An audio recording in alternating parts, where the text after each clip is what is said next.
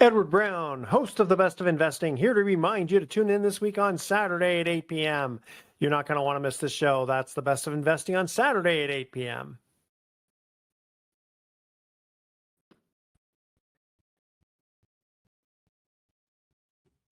Welcome. You're listening to The Best of Investing. I'm your host, Edward Brown. Our phone number is 888-912-1190. Use that number to answer the trivia questions for a 5-pack tanning certificate given away during the show. That certificate's not sponsored by the radio station, but by Tan Bella Tanning Salon with 2 locations in San Francisco and 1 in Marin. Those certificates are worth about $100, so it's kind of a nice little giveaway we're giving here. Today's trivia theme is miscellaneous trivia. We do have a special guest, Arn Cenedella.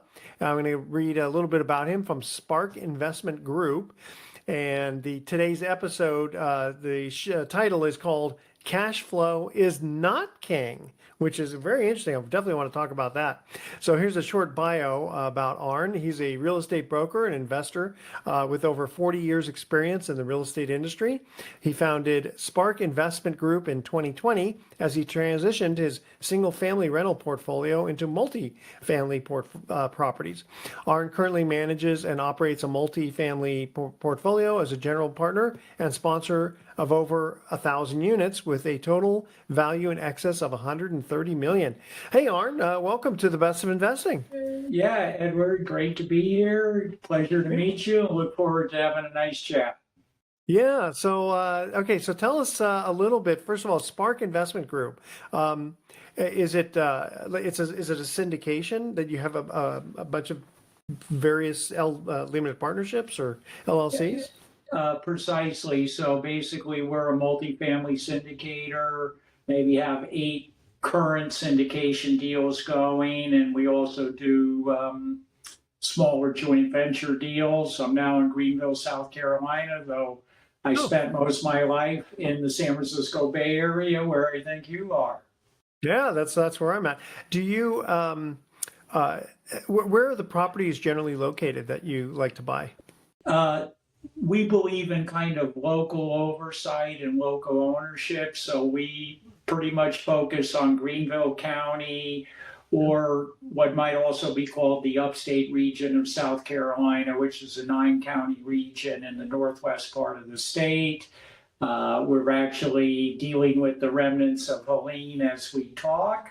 So yeah. I'm at a friend's office using his Wi-Fi and so forth. So all our assets are basically in the upstate South Carolina, which would be Greenville and Spartanburg. BMW and Michelin are the big employers here, kind of in the foothill of the Blue Ridge Mountains. We my wife and I went to Charleston not too long ago. We really enjoyed it. We were looking around saying, okay, we want to take like a little vacation, so some place we've never been before, and we decided to go, yeah, let's check it out. We hear good things about South Carolina, and so we decided to check it out. Yeah, Charleston is a great place, a lot of history, great food. Yeah. So Savannah is another one you might check out next time. It's about an hour south, a little grittier than Charleston, but still fun. Yeah, I've got I have a bunch of notes in my portfolio, and I've got something in Savannah, and I've got like a few in South Carolina. So I'm a little familiar with it. Obviously, not as much as you are. Let's see here. Now we're gonna ask you a bunch of questions that we were given for the show. We're going to be going to a break in about a minute or so. Let's see. Because I definitely want to get into the cash flow is not king, or that's the question: is cash flow king? Because everybody always says cash flow is king, and I've always kind of looked at that myself as I kind of like cash flow. You know, it's like buying stocks with dividends, or buying rental property with making sure that cash comes in. So tell you what, let's go to our first commercial break here. We're going to ask our trivia question. If you know the answer, don't say anything yet. Wait till we get back. Here's our first trivia question. What was the first company to be valued at $1 billion? All right, that's our trivia question. Call 888-912-1190. The first caller with the correct answer wins that tanning certificate, which again is worth a little over $100 actually. question is, what was the first company to be valued at $1 billion? And I believe we're talking about just companies that are in the United States. So if anything was in Japan or Germany, we're not going to count that. We do want to make a mention here for the Lum Hotel, which is just minutes from LAX. The Lum Hotel offers travelers a comfortable and convenient stay in an exciting neighborhood. Its prime location provides easy access to major attractions such as SoFi Stadium, Hollywood Park, and it's some other thing that's it's literally right across from the from SoFi Stadium, so it's a nice little place to check out. LUMhotel.com. All right, stay with us. You're listening to The Best of Investing. Don't touch that dial. We're going to be right back.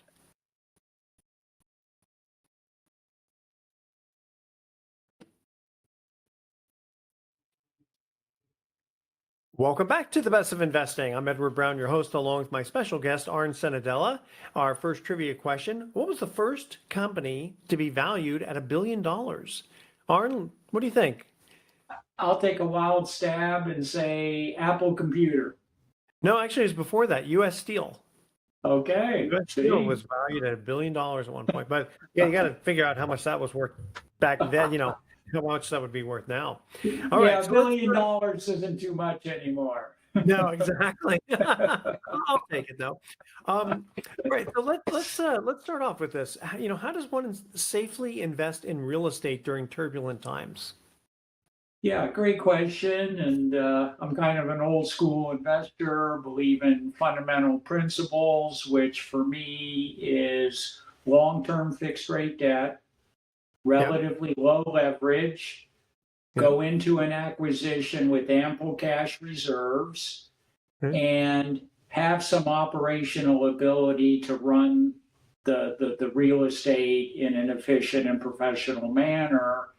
And I think if you do that and have a long-term perspective, you don't have to worry so much about timing the market. You buy good quality property, good quality location, set it up properly, and in my opinion, you're going to win. The historic trend in real estate values is up. Occasionally, there's a little bit of correction, but overall, the trend is strictly up, and I've been in the business since 1978. I don't see anything that's really going to change or make the cost of housing go down. Well, my thing, and I've said this many times on the air, is everybody needs a place to live, right? Not everybody needs an office building per se, and I'm not against office buildings, but especially with all the work from home and COVID and all that stuff. But everybody needs a place to live. So, what do you consider relatively low leverage? For me, low leverage would be like 60 to 70% for commercial real estate assets. I'd say once you get over 70%, then I think you start maybe getting into the danger zone. Recently, we've been at. What banks would even lend more than 70%? Well, you can get like floating rate bridge debt at 80%. Loan to value, 80% loan to cost. So you can find lenders that will leverage it up. But I try to stay away from that. I agree. I mean, for many years, I prepared tax returns, and one of my clients back in the early 90s, his thing was buying a bunch of rental houses in Oregon, I believe, and he would get as much leverage as he could. And when this was the late 80s, because by 1990, when the recession hit, he lost every property. He had 15 properties. He lost them all because people couldn't pay, and the domino effect, and it was awful. So I definitely agree with the low leverage on that. And then when you're buying, sort of a value add, are you trying to buy, I guess maybe to this question, are you buying A properties, B properties, C properties?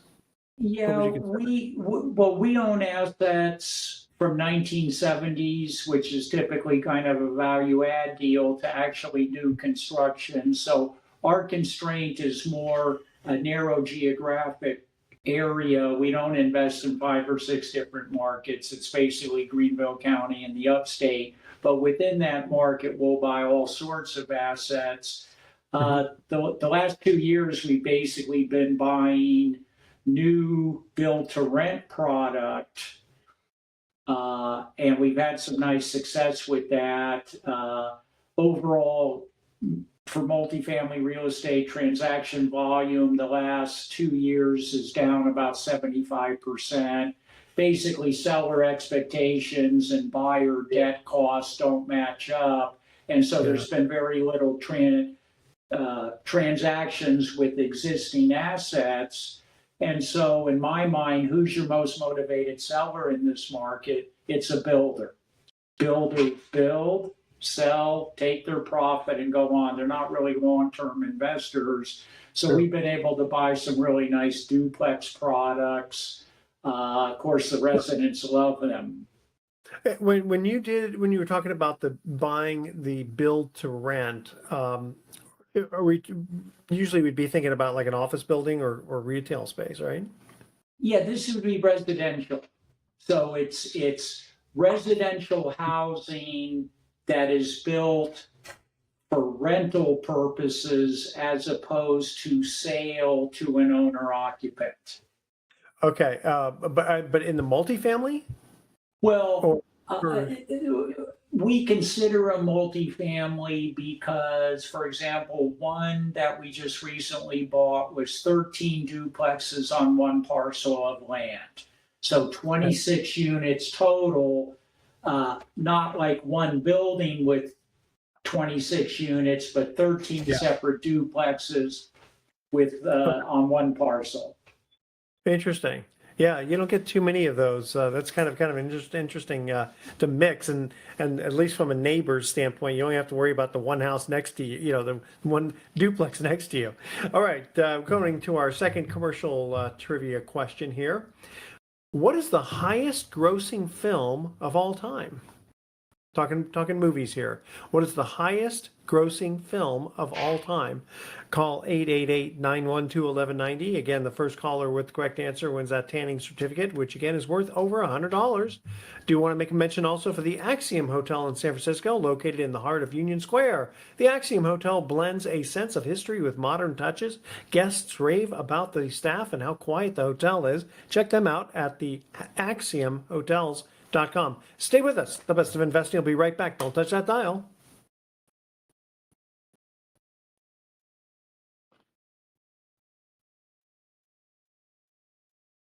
Welcome back to the Best of Investing one more time. I'm Edward Brown, your host, along with my special guest, Arn Cenedella. Our second trivia question, what is the highest grossing film of all time?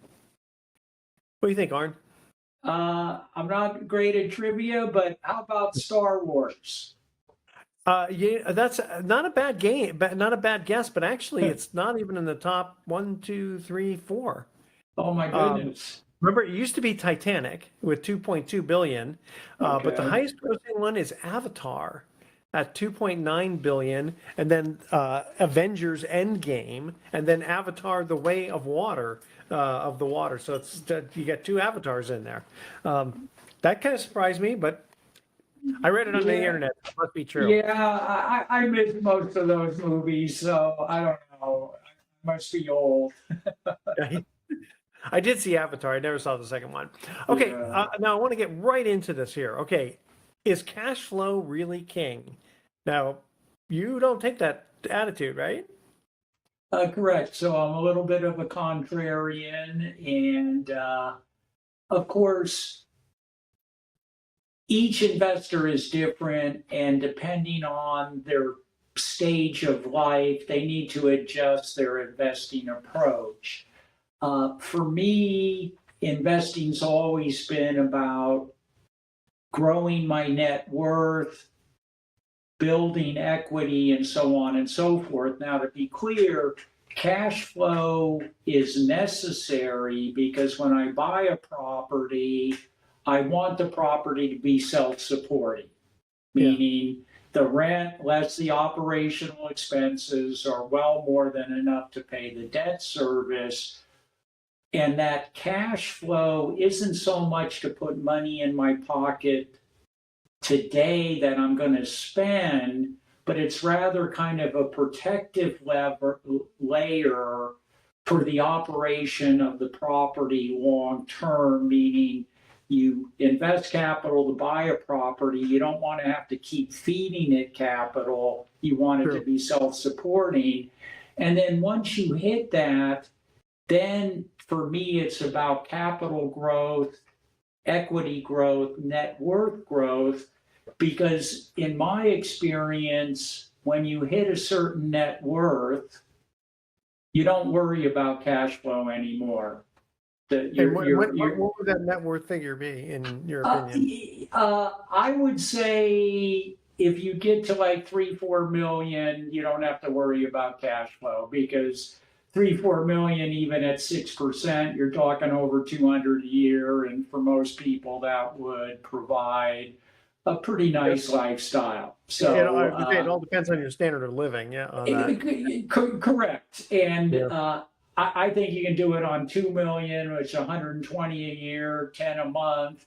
But that's just a comfortable kind of upper middle income lifestyle. It's not going to Bali 3 times a year and Sure. jet setting around the world. So depends on your expectations. But what I also find is most people who are in a position to invest in real estate and have capital to do so, what that basically means is they're living below their means, that their Yeah. W-2 income is more than sufficient to support their lifestyle, and that delta gets invested. And again, for a highly paid tech professional that isn't spending every penny they make, they don't need cash flow now. They should be Yeah. looking to the future, where they then can maybe become work optional or pursue passions. And so for me, real estate's a great long-term tool to grow that net worth kind of over a 10-15 year period. It's not get rich quick, but Sure. consistent investing over 10 to 15 years, you'll be pretty well on your way to financial security and freedom. How big is your team? I have 2 primary partners and a virtual assistant in the Philippines. Yeah. So we run a lean thing. My 2 other partners have like 30 years experience, and I've got 45. Sure. So Yeah. running a lean machine, we're not forced to buy properties that don't make sense.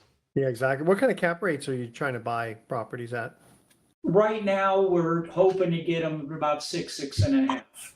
6.5, yeah, that's about right. Okay, cutting out to our next commercial trivia question here. What was Dennis the Menace's last name? Remember the cartoon or the TV show Dennis the Menace? What was his last name on the TV show? Call 888-912-1190. First caller with the correct answer wins that tanning certificate. And don't touch that dial. The best of investing is going to be right back.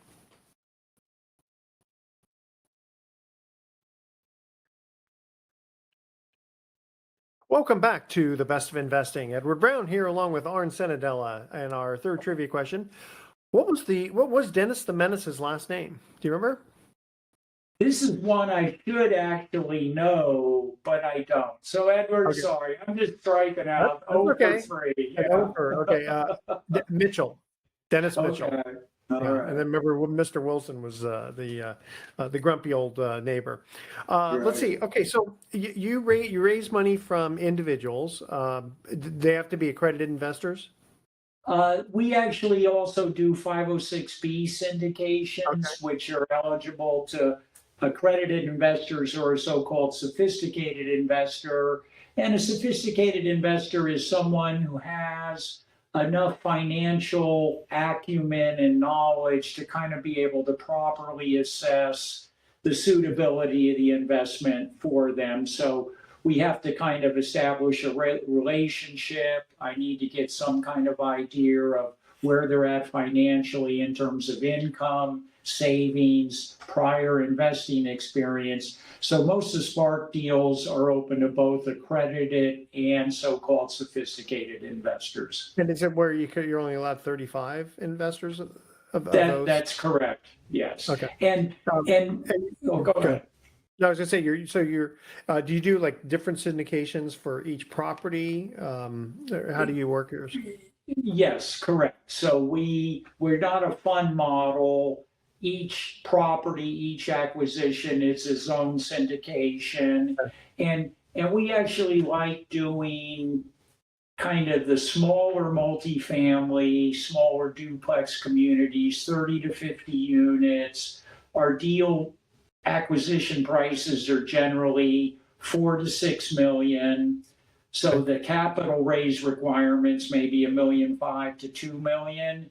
Okay. And that sets up better for the 506B. If we were Yeah. doing $50 million deals that need to raise 20 million, you can't do it 506B.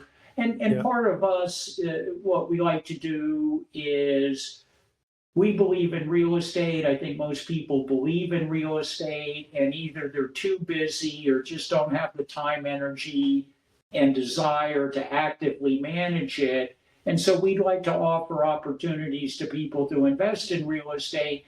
And coming from the Bay Area, a lot of it that we talk about is just a diversification from a heavy stock portfolio. Sure. And So, also location in geographic area too. correct. When you're leveraging 50, 60, 70%, what kind of bank rates are you getting right now on the Well, leverage? right now we're paying about 7. About 7. Okay. So, and you're buying the properties around 6 cap rate. So, there's a little bit of negative cash flow on that. Okay. Well, the way we go about it is we put 40 or 45% down on those. Hmm. So there is a little bit of negative leverage, but we put enough down so the property does cash flow. These are typically commercial bank loans or from local credit unions. So they're typically 5-year loans, no prepayment penalty. Yeah. And so right now we know rates are coming down. The Fed started to lower rates. I don't know that we'll get back to 3%, but I can see we can get to 5 and maybe high 4. So on our recent acquisitions, the business plan will be to refinance here in a year and a half, and maybe a 5% rate, and then we have positive leverage. So, and what's the minimum investment? 25,000 is what we typically do. And when do these investors start to receive some cash flow? We do it within 3 to 6 months of acquisition. Okay, so they will cash flow enough to give them some distribution. What kind of rate do they usually get? I know it's going to be sheltered mostly or all from depreciation, but on a cash on cash, someone invests 25,000. What realistically would they get? Yeah, I would say in the early years they're probably going to get about a 5% cash return on 25,000, and then it'll grow as time goes on. So. The multifamily space in general isn't throwing off a lot of cash flow right out of the gate, primarily because of the higher debt cost. Our earlier acquisitions, our average rate is about 4%. And so those are a little bit different picture. Yeah. Gotcha. Why don't you give out your information in case people have questions for you? Appreciate that. So it's Arn Cenedella, Spark Investment Group. And I'm very active on social media, either LinkedIn or Facebook. My website is investwithspark.com. So there's a lot of educational material on that. And just reach out and happy to have a conversation. Okay.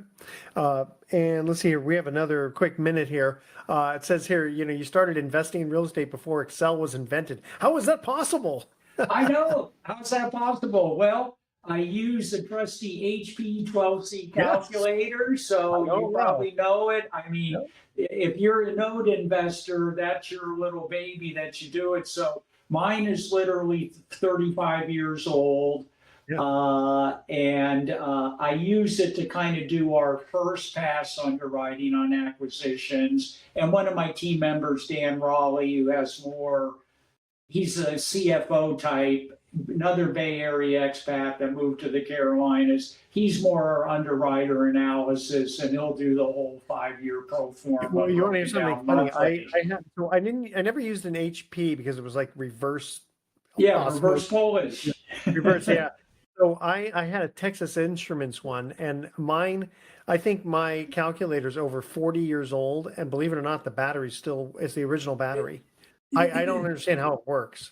I don't use it anymore because I'm now, on Excel and I use other programs, but it's amazing how I just decided I found it one time. I turned it on. I go, holy smokes, this thing still works. Yeah, they're amazing machines. And of course, kind of being a Bay Area resident, uh, I have a fondness for Hewlett and Packard that came in Oh, Palo sure, Alto. Yeah, sure. yeah. Oh, yeah. Okay, so we're going to cut to our last commercial break here. No trivia question. Um, I bet you're happy about that, huh, Arn? I won't get that one wrong. You would, well, yeah, we don't, yeah, that's right. You won't get that one wrong. All right, let's see here, audience. Go ahead and stay with us. The Best of Investing will be back with some closing comments. Don't touch that dial. And don't forget our fun thoughts for the day.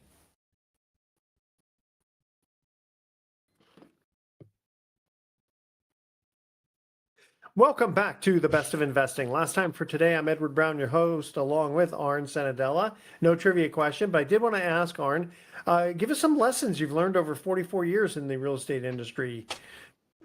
Yeah, so I guess the primary one is when you're making investment decisions and you may be in the middle of a bull market, times are good, values are rising.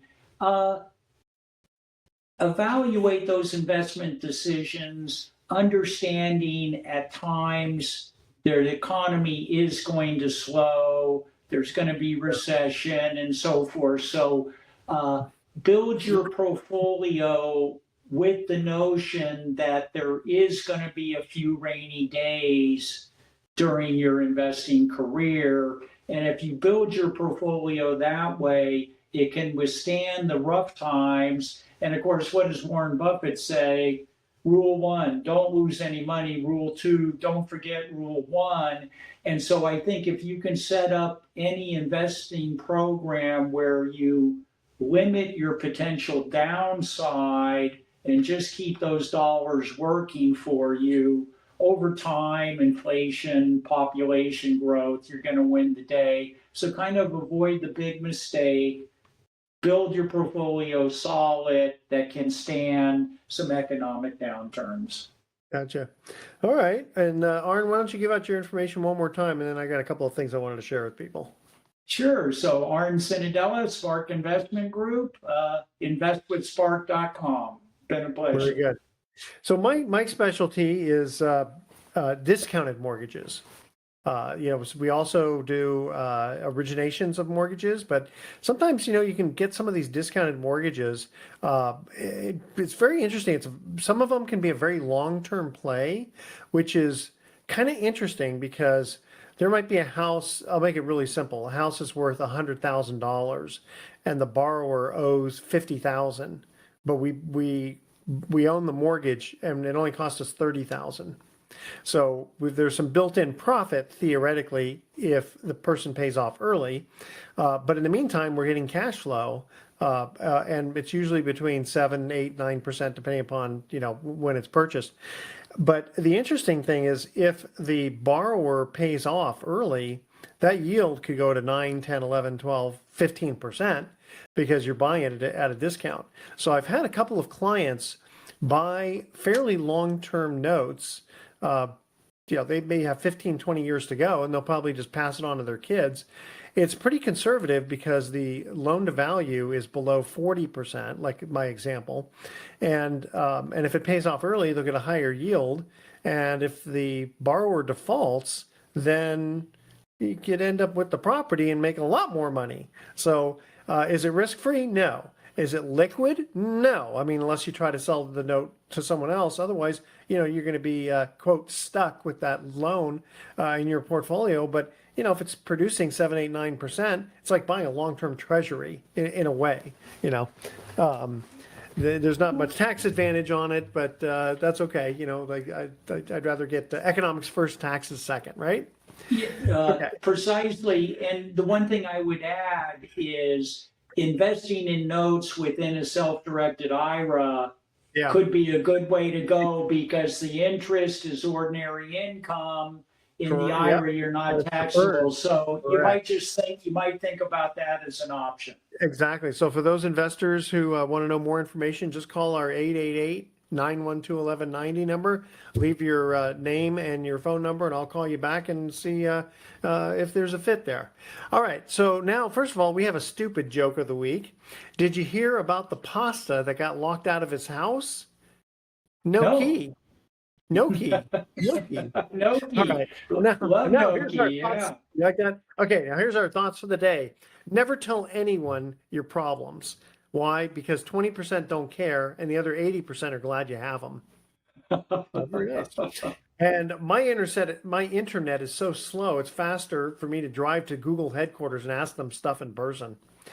All right, audience, tune in next week to The Best of Investing. We're going to be giving away more free prizes for answering trivia questions. Thanks for listening. On behalf of our team, I'm Edward Brown. We're wishing you the best of investing.